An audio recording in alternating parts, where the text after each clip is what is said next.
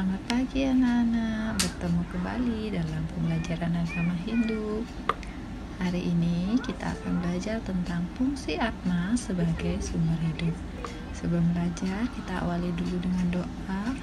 Om Swastiastu, Om Awigenam Astu, Nama Sidam. Di pembelajaran sebelumnya kita belajar tentang Atma.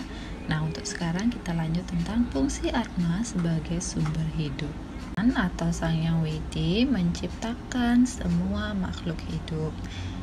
Nah, yang termaksud makhluk hidup adalah tumbuh-tumbuhan, hewan, dan manusia.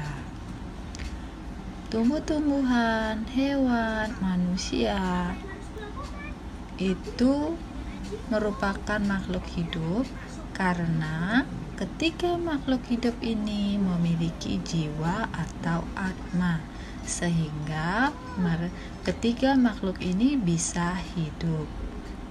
Makhluk ini memiliki yang namanya pramana. Arti dari pramana adalah kekuatan. Nah, untuk bagian-bagian pramana yang termasuk ke dalam pramana, yang pertama ada bayu. Bayu adalah artinya tenaga. Yang kedua ada sabda.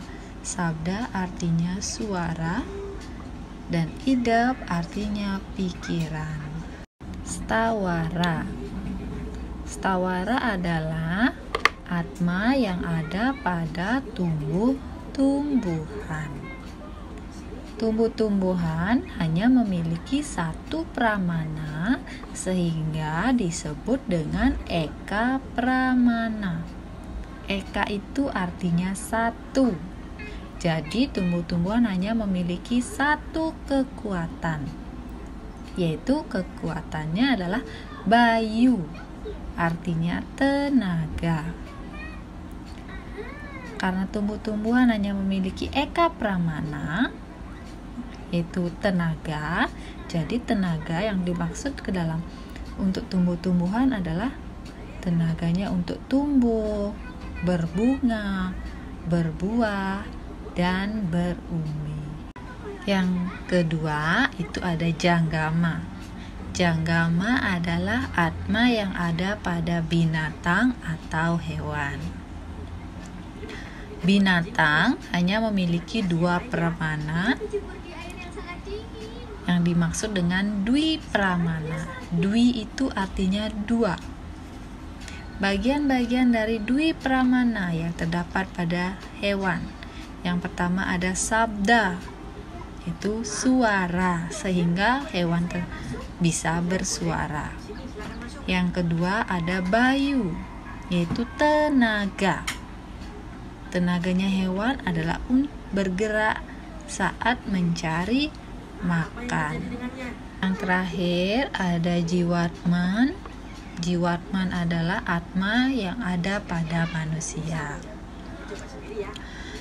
Manusia memiliki tiga pramana yang disebut dengan tri pramana.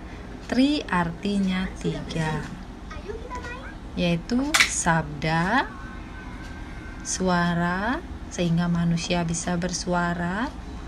Kedua ada bayu, yaitu tenaga, sehingga manusia bisa bergerak, bisa berjalan. Yang ketiga ada idap atau pikiran. Di antara ketiga makhluk, manusialah makhluk yang paling sempurna. Kenapa manusia dikatakan makhluk paling sempurna?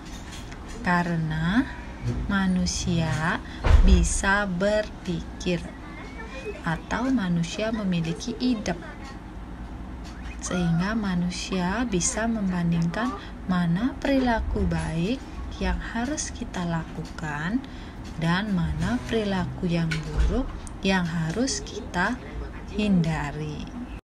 Nah, anak-anak, itu saja fungsi dari atma sebagai sumber hidup. Untuk pembelajaran hari ini cukup sampai di sini. Kita lanjutkan kembali di pembelajaran minggu depan. Bu Guru akhiri pembelajaran untuk hari ini dengan para mesanti. Om Santi Santi Santi Om.